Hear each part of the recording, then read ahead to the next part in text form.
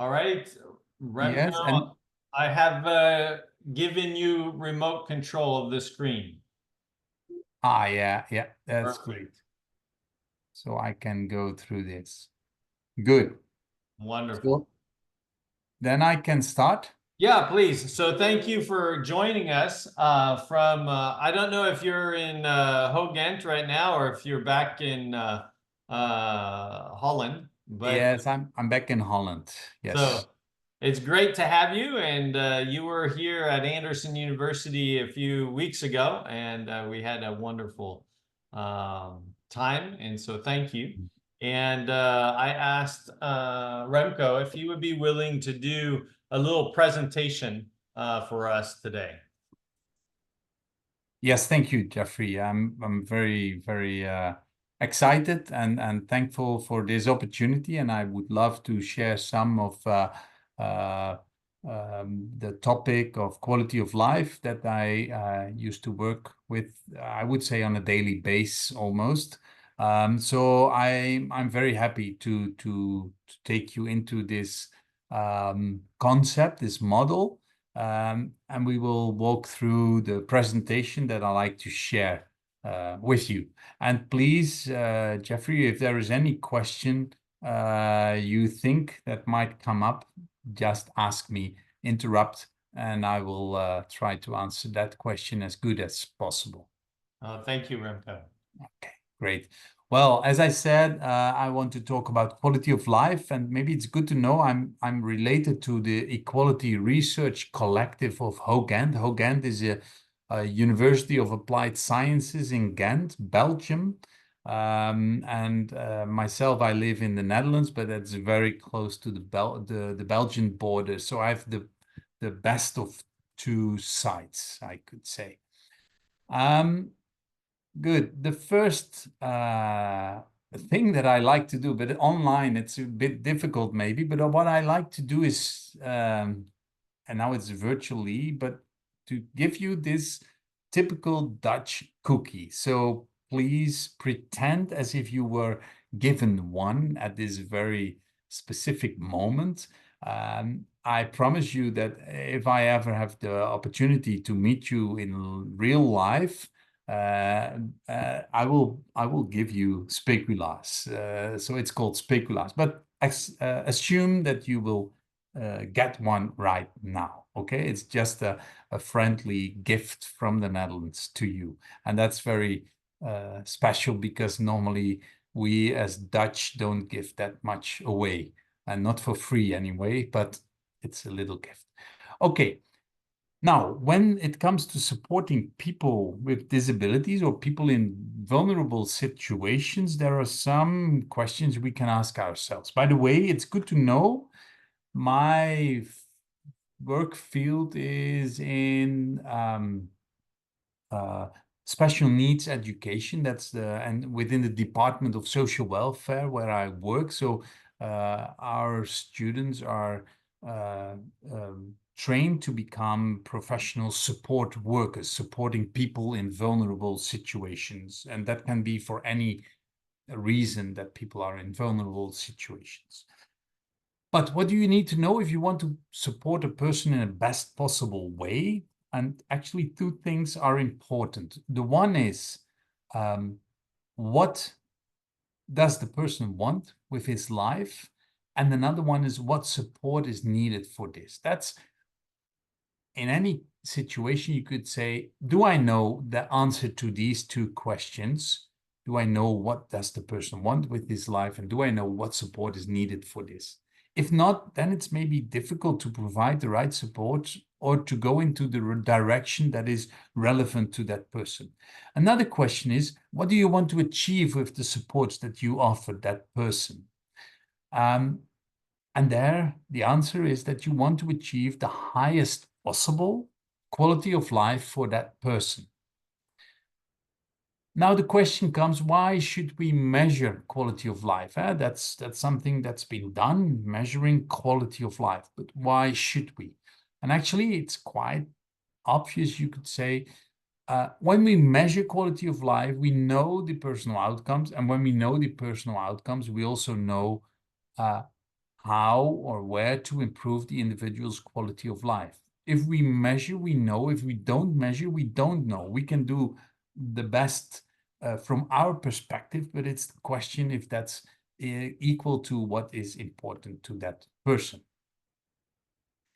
Now, a question you can answer for yourself. You can, if you want, pause this recording or just think about it for yourself, or you write down, what do you say that quality of life is? If someone asks you, explaining me, what is quality of life? Just what comes up in your mind?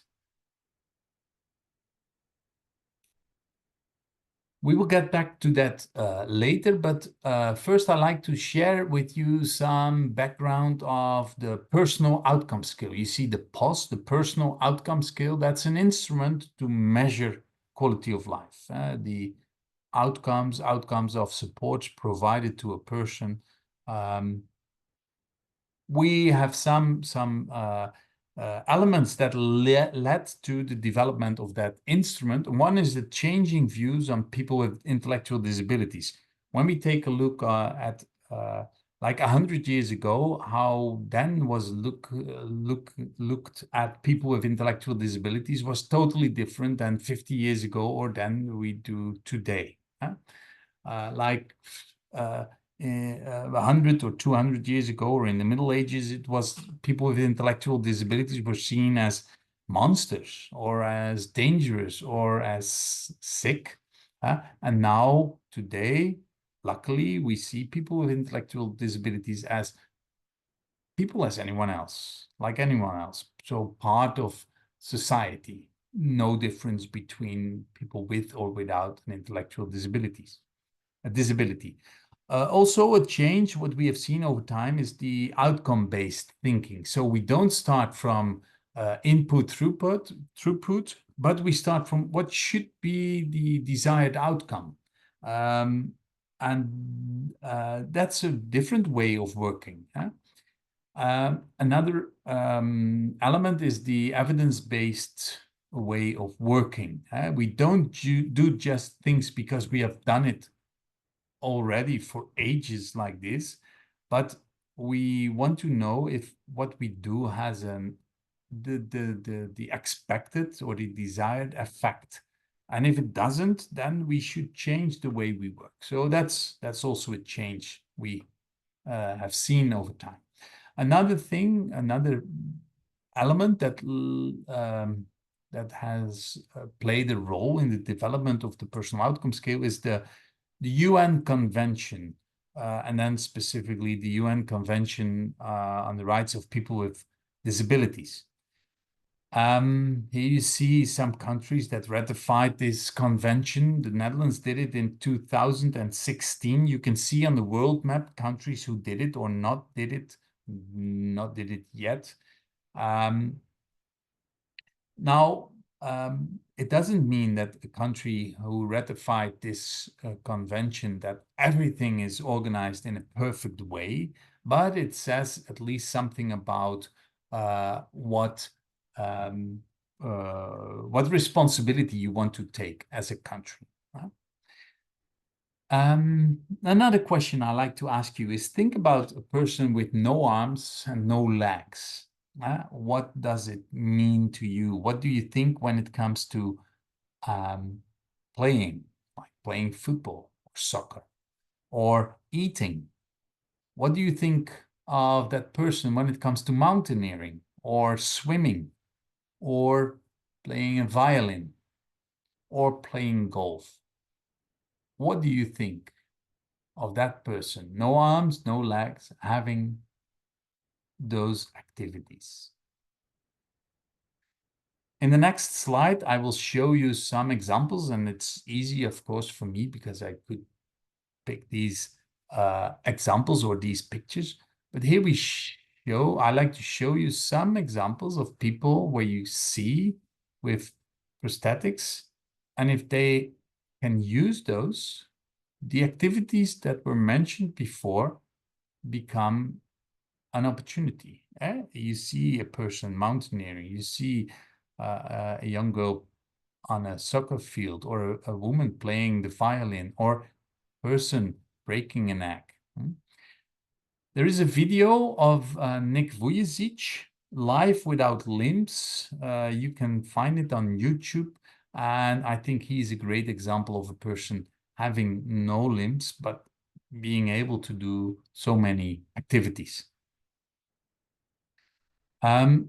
We see, therefore, the shift from a care perspective to a support perspective.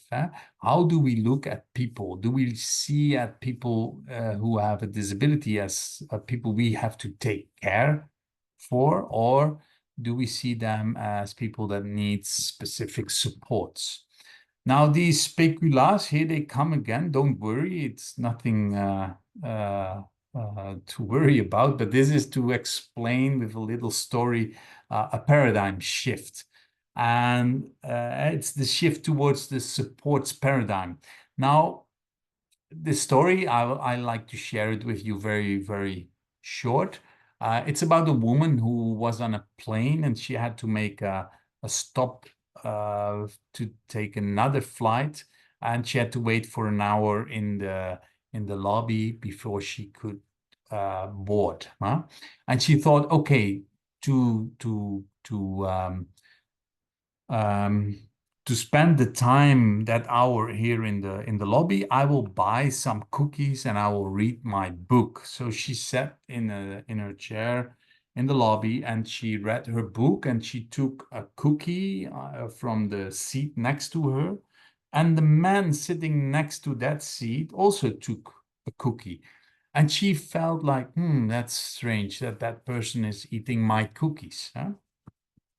And she took another one, and the man did the same, and it built up. And she was not reading anymore because she actually was pretty angry about the man taking cookies. And then it came to the last cookie, and it was almost time to board, but it was the last cookie. The man took the cookie, he broke it in two, gave her half of the cookie, took the other half himself, and he walked away. And the woman was flabbergasted. She could not understand that a man was that rude, just eating her cookies. But it was time to board, and she took her book, she took her bag, she put her book in her bag. But when she did it, she discovered the pack of cookies that she bought. So, end of the story, the cookies that she ate from were the cookies of the man sitting next to her. And that's the same situation, but a totally different perspective. So that's a paradigm shift. And this is where we talk about here is this shift from the taking care paradigm to the support paradigm. And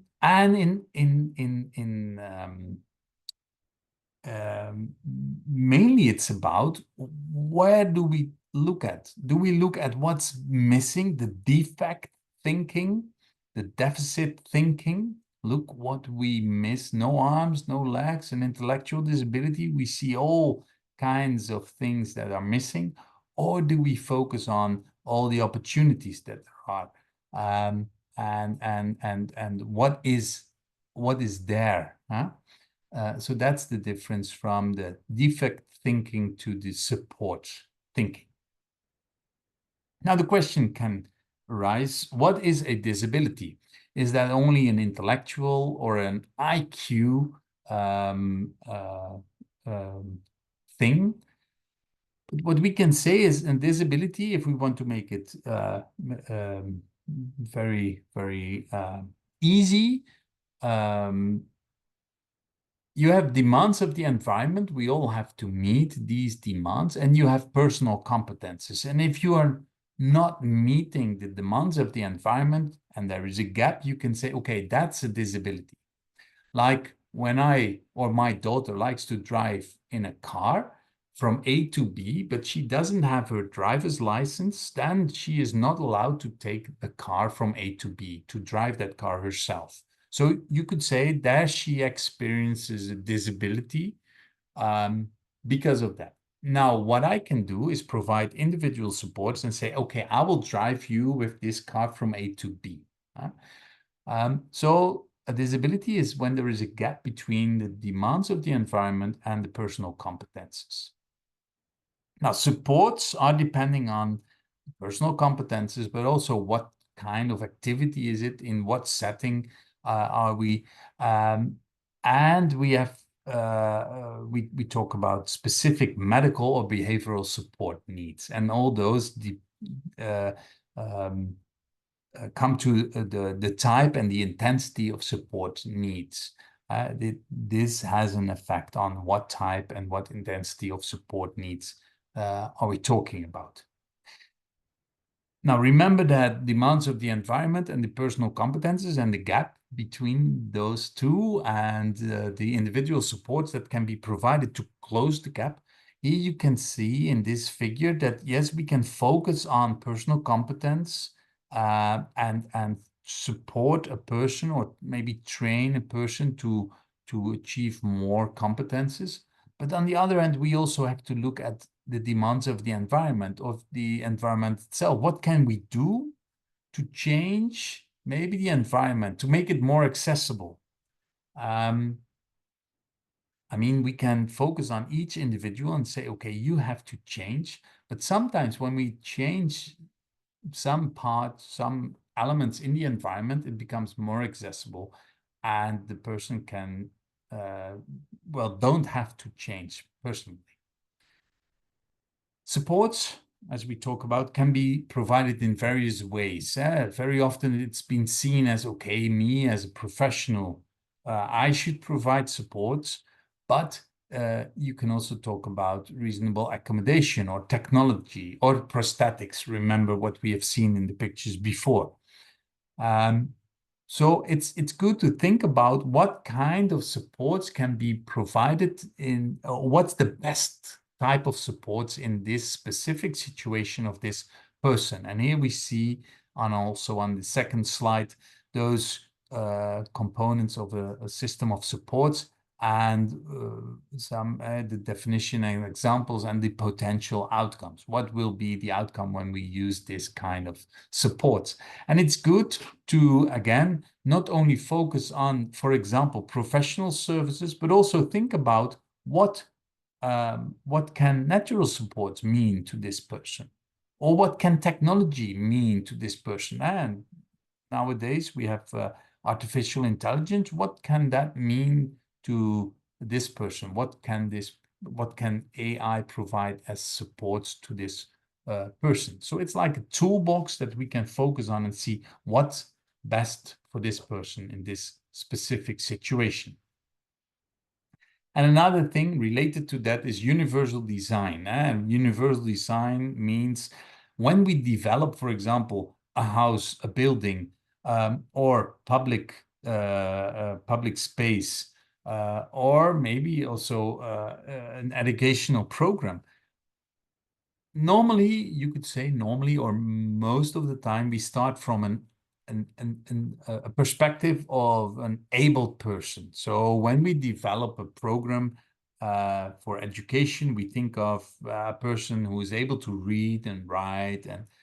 But what if we change the way we develop our educational program, and we start from the perspective of someone who's blind or in a wheelchair? What does it mean to when we design a building from that perspective? So here you see some, like this cartoon or this picture of stairs, but you see it's also accessible with a wheelchair. So it's to start from the beginning, thinking about what if a person is in a wheelchair, is this still accessible? This watch, it's actually not a watch, it's called a timepiece. It was developed by a man for his friend who lost his sight when he was at war. And you can feel how late it is. So this is developed for a person who is blind. But as you see, well, and I know there's a difference in taste per person, but I like this design very much. So actually, I bought this timepiece myself, not knowing it was developed for a person who is blind.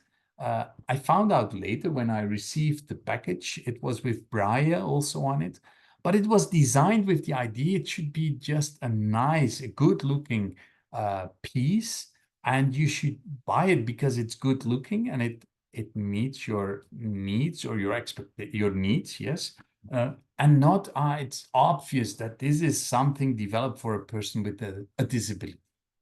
So universal design, design for all. Now think about the question I asked, what would you say that quality of life is? And probably all of you come up with some ideas or explanations of what quality of life is. So, and Campbell says it's a term that everyone understands. We all know, this is what quality of life is, but only a few can define what it really is. So that's the challenge there is. We can talk about quality of life, but if it has no binding or if it's not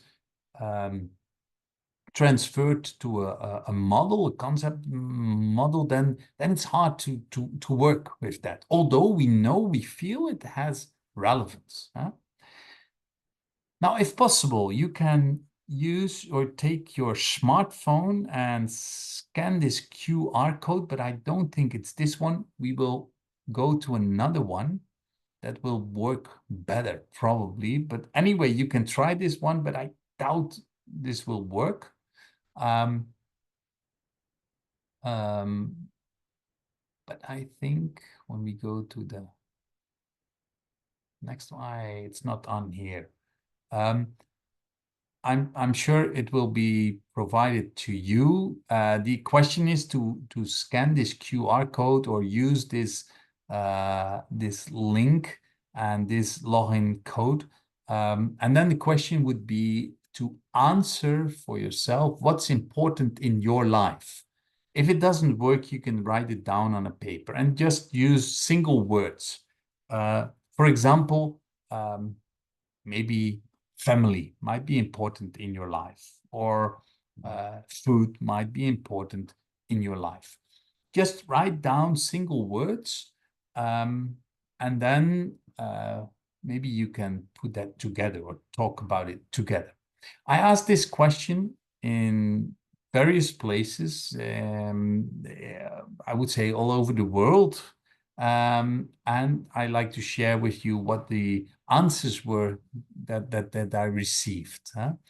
Here you see the response of Dutch colleagues. You see here health, gezondheid, mensen, people, connectedness, family, friends, family, job, happiness, connected, love, sense making a partner. Same question asked to Belgian colleagues, family, friends, health, music, kids, hobbies, rest, income, and money. I asked this question to Dutch students. Well, your Dutch might not be that good, I don't know, but here again, we see family, friends, love, health, faith, luck, humor, friendship. Belgian students, also I asked the same question. You see 165 responses. We see the responses of people from England. This was colleagues from England. I asked the same question in Germany. You see love, learning, freedom, friends, certainty, health, family. The same question asked to people from Luxembourg. I asked it in Italy. I asked the same question in Portugal, and this was from American colleagues. This is from Taiwan, and I was told that this means family. And I asked the same question recently in Japan. Now, what we see when asking the same question to all those different people we learned something, and I will share that with what comes next. What we have seen, and that's one of the key characteristics of quality of life, it's broader than health. Yes, health was mentioned, but it was not only health. I think when we look at the COVID pandemic, many restrictions were there, and it was all focused on health, that people would not get sick and end up in hospitals. But we all know and we feel, maybe one more than the other, but what an impact it had also on your personal relationships, because you were not allowed to meet, to see your loved ones. So if quality of life was only about health, we wouldn't worry about all the other things, but we do. So we know, and we've seen also in all the answers that you gave, that quality of life is much broader than health. Question is also, are there core quality of life dimensions? And here we see an overview of Sherlock, Felch, Cummins, and Huge and Wang. And actually, you see that there are some core, you see the development, or it shows that there are core quality of life dimensions. Again, we will focus on that more after. Here we see, when we take those 8 domains, quality of life domains, there are indicators linked, key indicators linked to each of those domains. And it shows that these domains and indicators, core indicators, are universal. So you could say wherever you show this, you talk about these domains with people, they understand, they see, they know these domains in their lives. There is a difference, and that's on the next slide. Priorities can be different for different domains. So maybe also for me, personal development might be very important, but another person might say, well, for me, personal relations are more important at this moment in my life. We also know that quality of life has an objective and a subjective component. You can discuss, and there are also models that say, well, it's only subjective. The model that we work with, and that's widely used, is the model that says it has an objective and a subjective component. For example, I can be asked the question, do you have a relationship? And I can say yes, and I can show you my wife, and I can, that's clear. Yes, that's objective. The question whether my wife is a good person or I'm a good person, that's subjective. Yes, the one might say yes, another one might say no. For example, or to be clear, I say yes when it comes to the question if my wife is a good person. So it's recorded, but also off the record, I would say the same. But objective and subjective. We also have to be very careful with standardization of quality of life. It's always the question, is there a standardization different for different groups? We have to be very, very careful with that. Also, then the question comes, who determines quality of life? Is that the professional? Is that the client? The individual is the most suitable judge of his or her own quality of life. Take a look at yourself. Who's the one that can say the most or the best things about your quality of life? It's you yourself, probably. It's also good to know that quality of life is not the same as the absence of needs, or it's not the same as giving opportunities. So quality of life is different, is more than that. We also know that quality of life can change through time. And yes, the needs or the domains, again, can get a different priority. Personal development might be of more relevance when you are younger, maybe, and get less relevance when you get older. Material well-being maybe gets higher when you get older, and might be weaker when you are younger. So it's changeable through time. I mentioned you the model that we work with. That's the model of Shellock and Verdugo. Bob Shellock, he's a emerit professor from the United States, and Miguel Verdugo is an emerit professor from Spain. And they did a lot of research on quality of life, and they have this 8-domain quality of life model developed. Now, if we look at all those specific domains, and here we see as a part of a pie, first domain, personal development, where we have the indicators, and it's about the education status, the personal skills, and the adaptive behavior as core or key indicators. But think about it for yourself. What do you think of when it comes to personal development? When we would take all these answers given, all those words that we have collected in these word clouds, we could cut them out one by one, and probably we can put them on one of those 8 domains. And we will see that we can build up all those 8 quality of life domains based on all the input that we have received from that one single simple question: what's important in your life? Now, the second domain, self-determination, it's about choices, decisions that you make, autonomy, personal control, and personal goals. Later, I will tell you about those 2 domains together, what it means.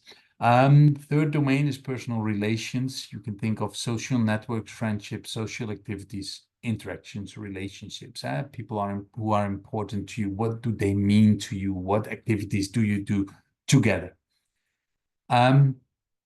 Social inclusion, a very important one. It's about community integration or participation, role in community, the supports that you receive. But what we have also learned is that also for people with disability, it's not about receiving only support, but also to offer, to provide supports to someone else. And that's about being part of the community. The next domain is rights, and we have the human rights and the legal rights. Do you know, that's important, do you know what your rights are? Does the person that you support knows their rights? And if not, do you explain them their rights? And what's needed to express and to experience the rights that they have? We have the one of the final domains, emotional well-being. It's about feeling safe and secure, have positive experiences, lack of stress, self-concept. We have physical well-being. It's about health status, physical exertion, recreation. It's about finding enough time to rest, to feel in a good condition, to do your exercise, as said. And then finally, material well-being. It's about your financial status, your employment status, housing status, possessions. What stuff do you have? What is important to you? What money do you have? Do you have the opportunity to save some of your money or not? That's material well-being. Now that brings us to those 8 domains. The question is, it's the $1 million question. Is there a 9th domain? So far, it's not found yet. I asked in several questions or interviews, conversations that I have with people about their quality of life. At the end of the conversation, I ask, is there anything that's very important to you in your life that we have not talked about yet based on those 8 quality of life domains? I have not heard anyone saying, yes, it's about this, and that's a totally new domain. You can discuss maybe if spirituality or religion, is that the 9th domain? Or is that something maybe that covers all those domains, and that's something that you see in all these domains. That's something you can talk about.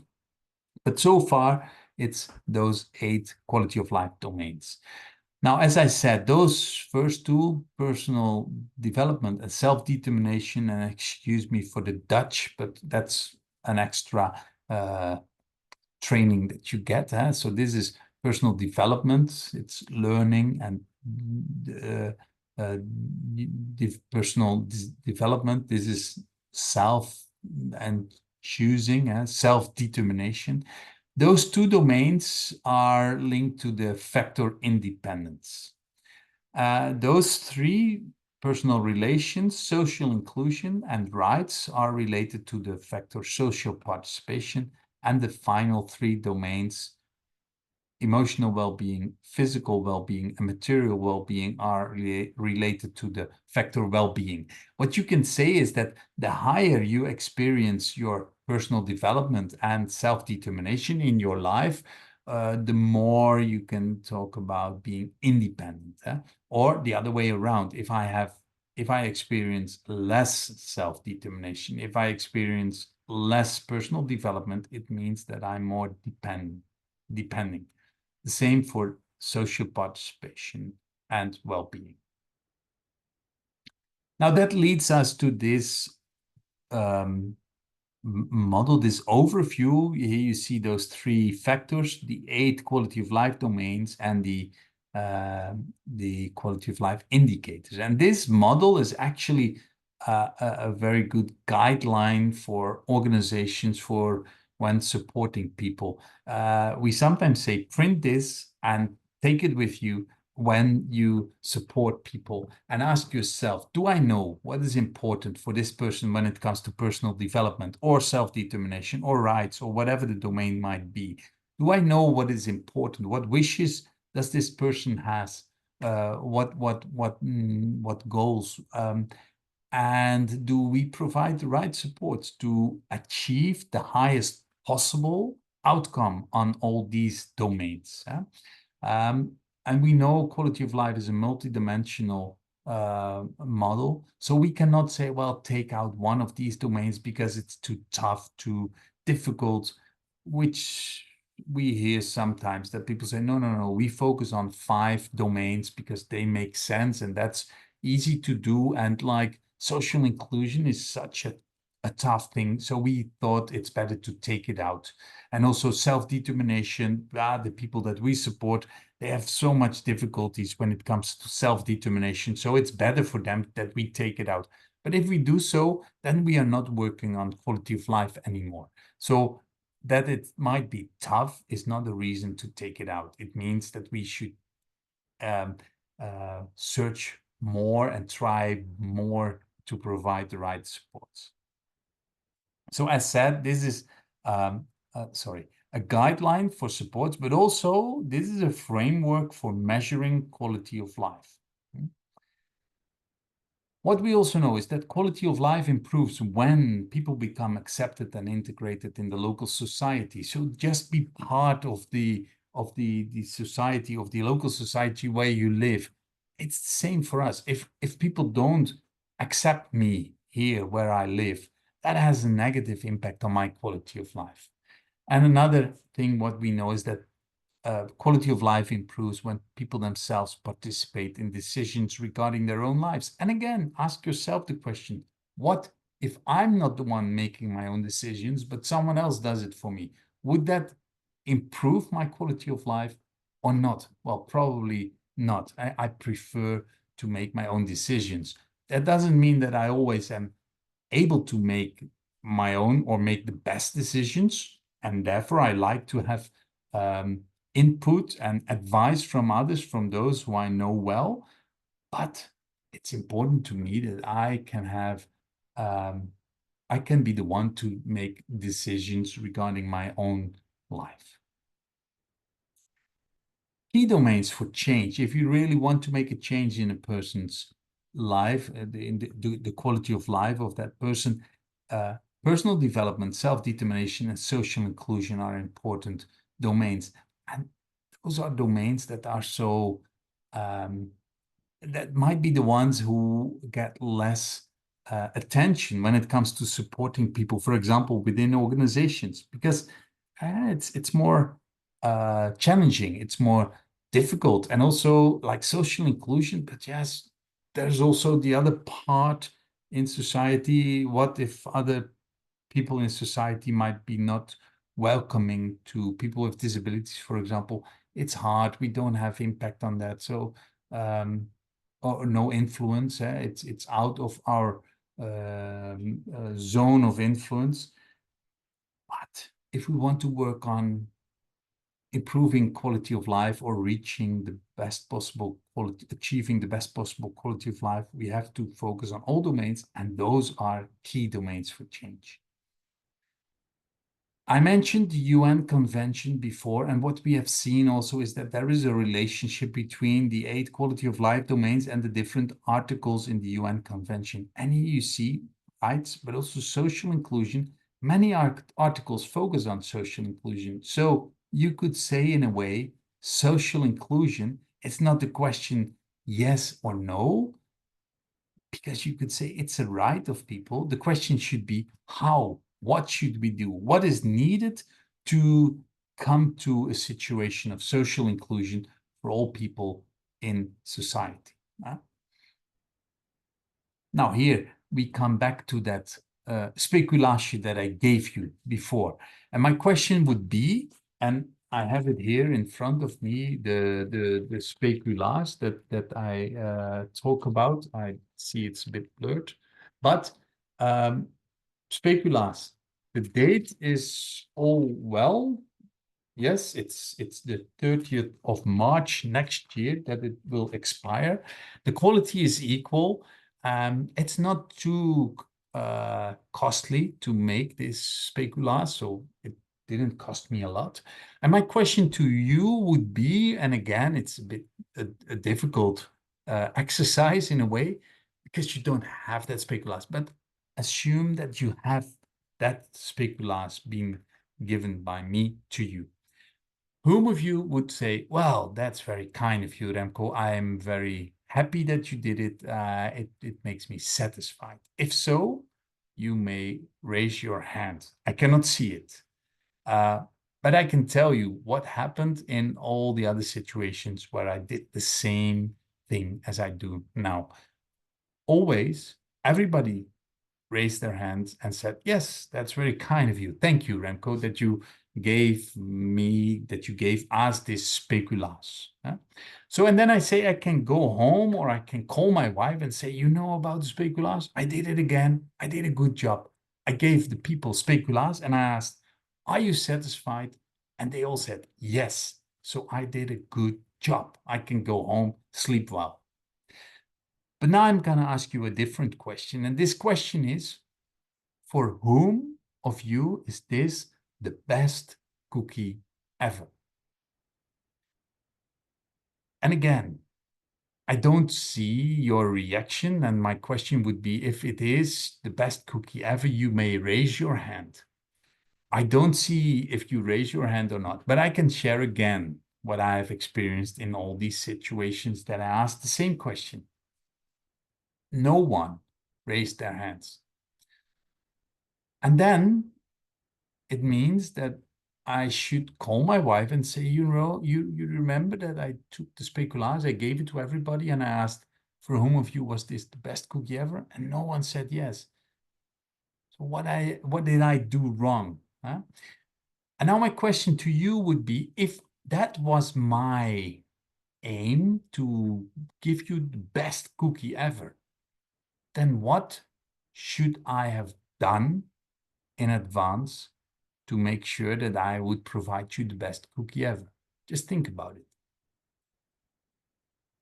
And again, I can share what the response is that I get from people in other situations. And actually, one of the first things and the best thing that they say is, yeah, you should have asked me before, what is for me the best cookie? And that's where we have the difference when it comes to, do I focus on quality of care? Do I focus on satisfaction? Or do I focus on quality of life? When it's about satisfaction, When it's about quality of care, I can provide a good thing. I can provide you this speculoos, and it's a good cookie. It's okay. It's not rubbish. But it's a different thing if I ask, if I provide you this cookie, and I can ask you the question that suits me, then you will say, yes, I'm satisfied, so I'm done. But that's totally different than when I ask you the question, is this the best ever? Is this the best cookie for you? Then I don't have the impact anymore. I don't have the influence on that because I give it all to you. You are the one to say. It's not from my, I don't, how should I say this?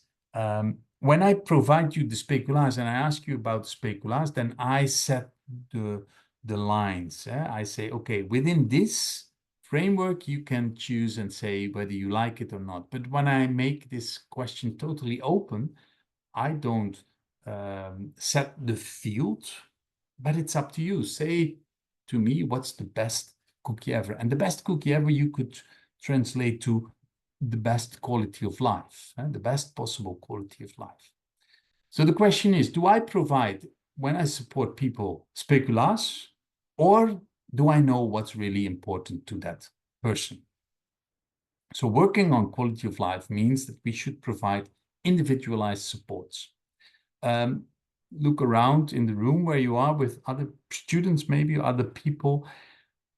And I think it makes sense. Probably if you have to make a menu for what you will eat tonight, every one of you should do it individually. Probably you will have all different menus.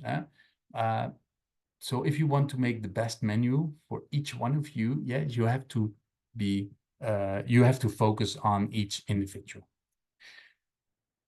Now, if we look at a person-centered support system, and Bob Shellock says you have to think right to left or begin with the end in mind. And it's not only Bob Shellock who says that, but that's very important. What is the desired outcome? What is, if we use that example of the cookie again, what's the preferred cookie for this person? And if we know, then we can see, okay, what are the ingredients that we need? What is the process that we need to go through to get to that desired cookie? And then if we have that cookie, the person should taste it and then tell us, yes, this is the cookie that I like, or it's a bit too salty or too sweet, it's too much, too less. And it's an ongoing process. So start with what are the wishes and goals, what are the support needs, and what is the quality of life of that person of a certain moment. That's what you bring into the individual supports plan. So that's where we write down, we will do this for this person, for this domain. And we know that's with the aim to achieve that highest possible quality of life. Then at the output step, we check and see, did we do what we said that we would do? But it's not because we did all what we said that we would do, that automatically means that that person has a high or a good quality of life. So we always have to ask that specifically. So don't stop at the output and say, well, we did what we promised to do. Okay, that's good. But then go to the next step. What does everything that we have done for that person, what does it mean to that person's quality of life? Another model is this one. It's the same input, throughput, output, outcome. It's a bit more detailed, also specifically that throughput part. But what we see, and here comes the personal outcome scale, that's where the personal outcome scale is located, at the outcome part. So if we want to know what does it mean, all supports that have been provided, what does it mean to the quality of life of that person? Well, for that, we can use the personal outcome scale to measure what does it mean, what does it mean to your quality of life. Here you also see the SIS, the supports intensity scale. That's an instrument to measure the support needs of a person. And what you see quality of care and quality of life. Quality of care, that's what you could relate to output. Yes, we provide, and that's important, that we provide a good quality of care. But there is more than only that, and that's quality of life. What does it mean? Everything that we have done, what does it mean to the quality of life of this person? And that's at the individual level, the micro level. But the same we could also do and focus on the meso level. How are we organized as an organization? And what should we do or not to support that individual level, to create the opportunity to get to the highest possible quality of life for that individual person? But also we can look at the macro level, at the level of policymakers, the government.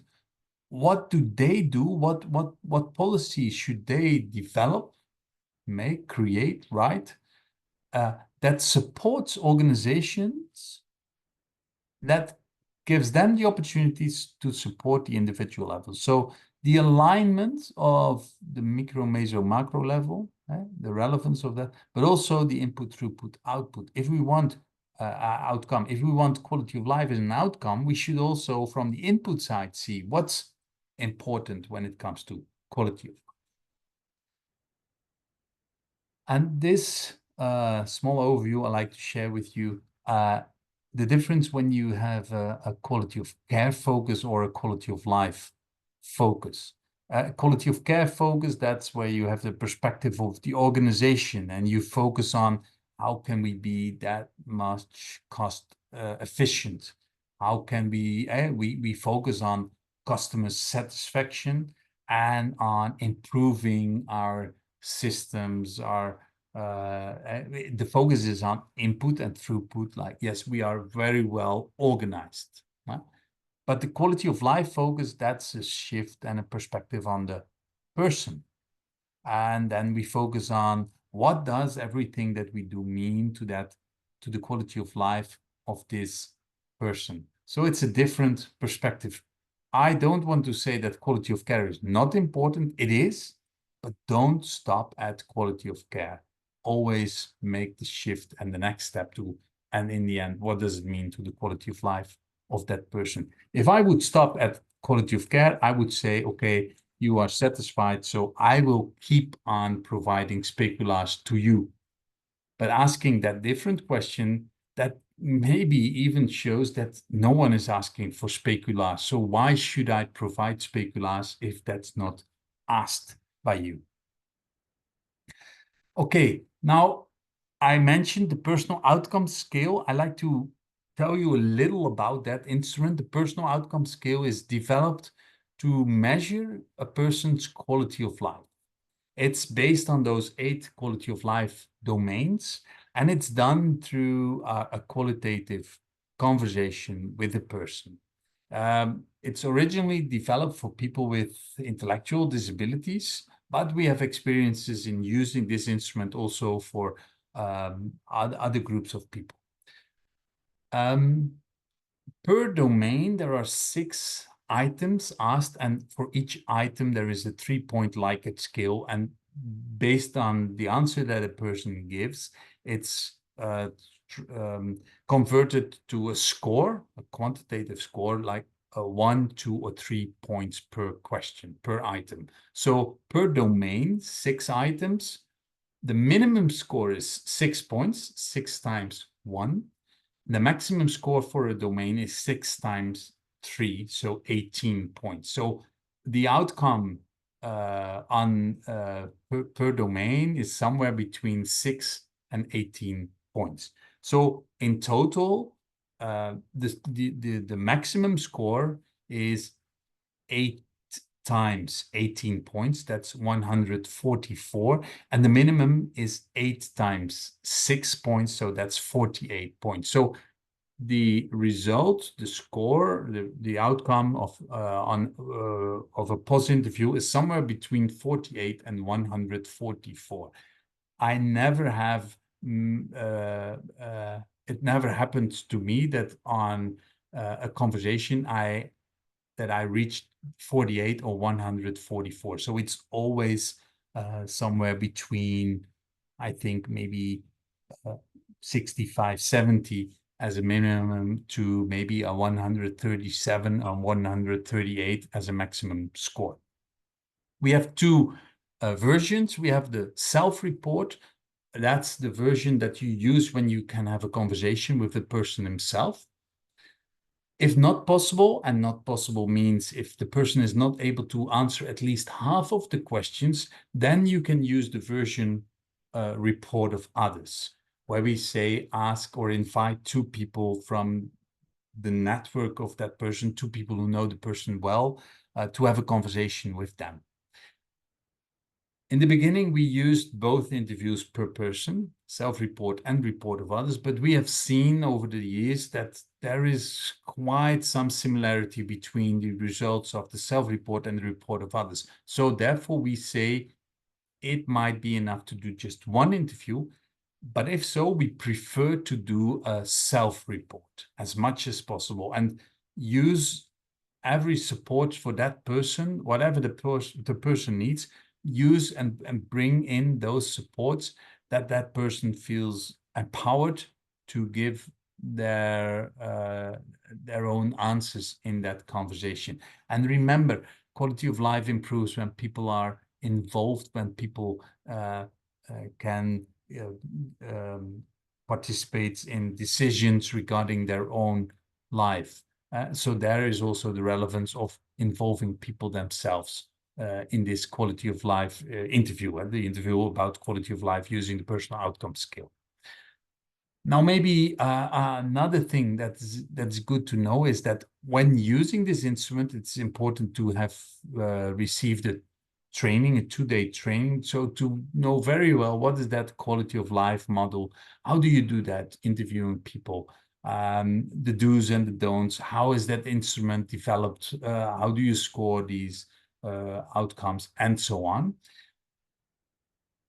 But I think for now it's good to have this information so that there is an instrument to measure the outcomes on quality of life of a person.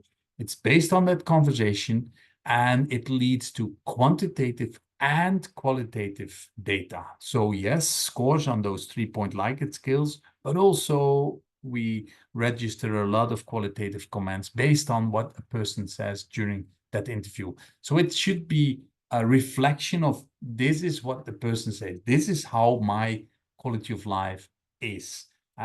And these are the wishes, these are the needs that I have when it comes to improving my quality of life. Now, if we have done those interviews, we have collected data, and then what? What we can do is when we have done an interview, we can see what are for this person stronger and weaker areas when it comes to their quality of life. And it's not because there is a lower score that it automatically means that that person also is asking for a change. Maybe a person says, well, I have limited material well-being, but I'm fine with what I have. I have no wish, I don't need to have an improvement on that domain, although my score might be lower than average or than of people in my environment, but that's fine to me. Okay, that's important. We always start from the perspective and the questions, the needs, the wishes of that person. But it gives us an overview. And why? Because it's not what we as professionals or experts might say about the quality of life of the person, but it's the person themselves who say, this is how I score, how I value, how I evaluate my quality of life. When there is done both a self-report and a report of others, and there are differences between different several domains, maybe it might be an interesting topic to talk about. How come that you might say that you have lower self-determination, and we, from that perspective of others, say, well, we see a higher level of self-determination. Let's have a conversation about it. What makes you scoring the way you do, and what makes us scoring the way we do?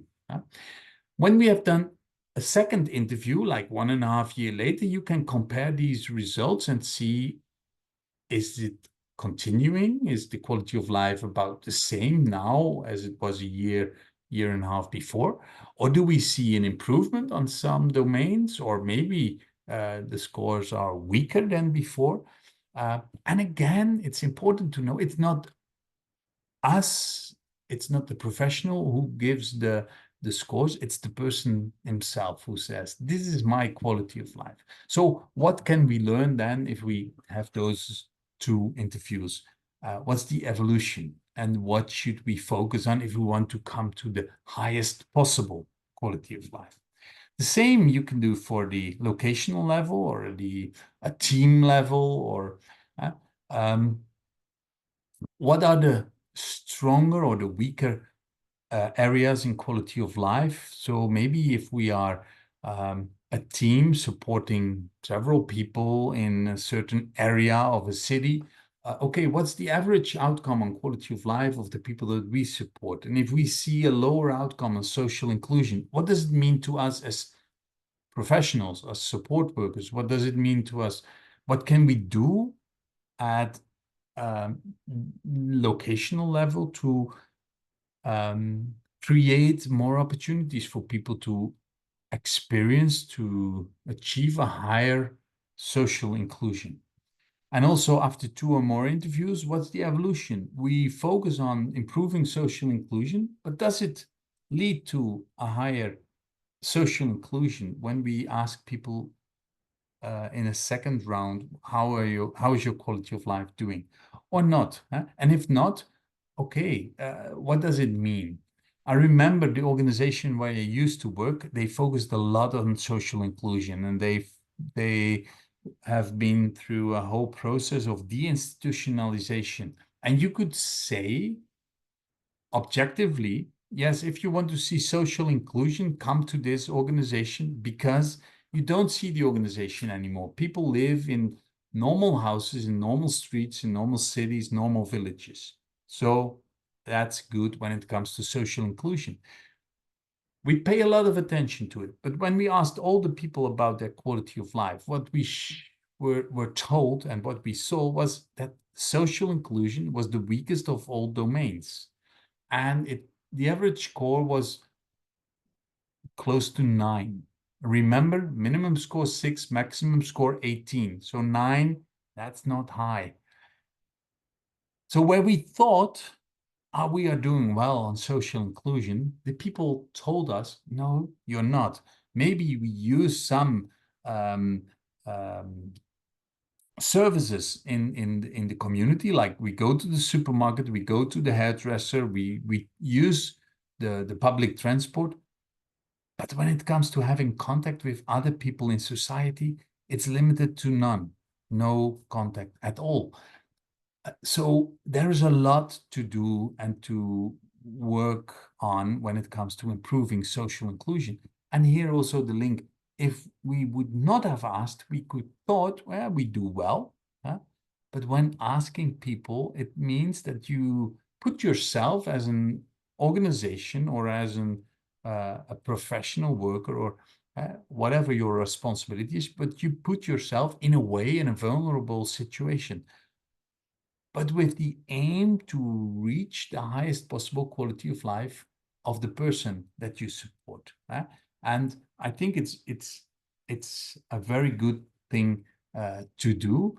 And although it might feel a bit uncertain, but it's better than to close your eyes, don't ask anything, and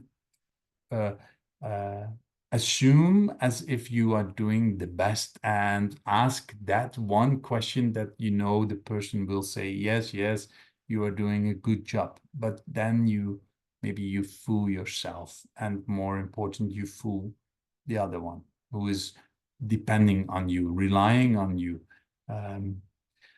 So the same we could do also at the organizational level. How are we doing as an organization? I gave you the example of social inclusion, but the same for personal development. For example, we saw a difference in the domain personal development when it came to the difference between men and women. men had a lower outcome on personal development compared to women. And that leads to the question at the organizational level, how come? What might be the reason? What should we do to create the opportunity for men to also get to a higher outcome when it comes to personal development? And finally, we came to our educational department where all kind of courses were provided for people with disabilities.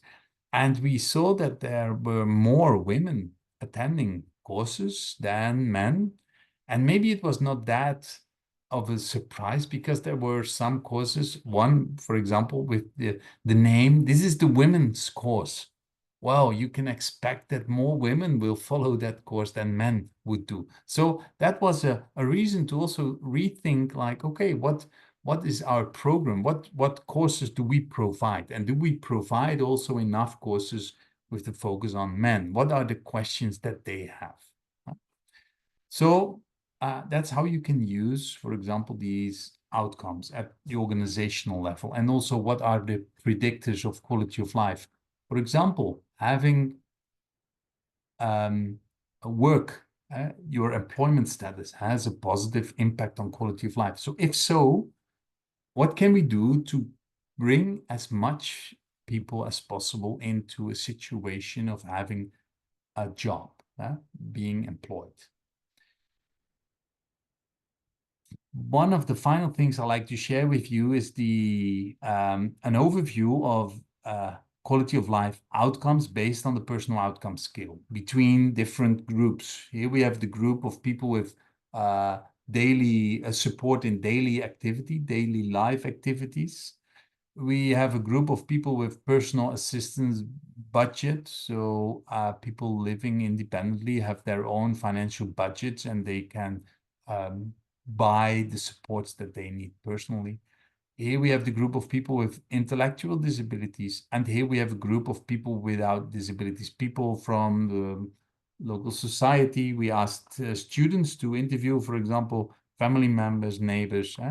So 4 different groups. Now, what we see is that we see the average outcome per domain: personal development, self-determination, personal relations, social inclusion, rights, emotional well-being, physical well-being, and material well-being. For example, when we take a look at the group people with intellectual disabilities, people without intellectual disabilities, and we see the physical well-being, there's not much of a difference, 14.89 to 14.93. But if we look at social inclusion, for example, we see 9.34 average for people with intellectual disabilities and 14.21 for people without intellectual disabilities. Sometimes people ask me the question, and especially when we look at the total average outcome on quality of life, 104.88 for people with intellectual disabilities and 130.8 for people without intellectual disabilities, that's a gap of 26 points. And then people say, well, but you cannot say people with intellectual disabilities are not happy, are not satisfied. And I agree. But being happy or satisfied is one part of quality of life. That's related mostly to the domain of emotional well-being. But there is so much more. And if we look again at social inclusion, we see that gap, that difference. What we can do, I would say, is 2 things. Or we say, well, but actually people with intellectual disabilities, they experience about the same quality of life as people with intellectual disabilities. So these numbers, they don't say anything. So what we could do is we ask, or we change the way the questions that we ask. And instead of asking, do you have contact with people living next to you, neighbors, people in your local community, we can ask them, do you ever see someone walking in the streets? And if so, okay, then you get the highest score. A different question, but then you can also reach 3 points, and then we will come to that 130 as an average outcome. But the question is that fair? Is that the solution if we change the paperwork and say, look, now it's all done? Or, and that's the other thing we can do, and I think we should do, is we should feel the responsibility that we have for this gap, and ask ourselves the questions: what can we do to change the gap, to close the gap? How can we create more opportunities for people with intellectual disabilities to also experience the same level of social inclusion or the same level of self-determination? What should be changed in the way I live, I work together with people? What should I do to create an opportunity for people with intellectual disabilities to achieve and experience the same quality of life as people without disabilities? The same goes also for these other groups. So do we change the paperwork and the numbers and then we're done, or do we take the responsibility ourselves and from the position that we have and see what can we do to make a difference in the lives of people? And I think that's our responsibility. So I think with that, I like to finish, and I'd like to finish with a quote of Michael B. Meyer, who says, we are not in the financial business, we are not in the whatever kind of business, but we are in the dignity business. So thank you for listening. I hope it was something inspiring. Maybe you have some questions regarding quality of life. I feel more than, or please feel more than welcome to ask any question that you have to me or to Jeffrey Moore, and I hope to answer all your questions in the best possible way. Thank you very much, and I hope to see you once in real life. Thank you.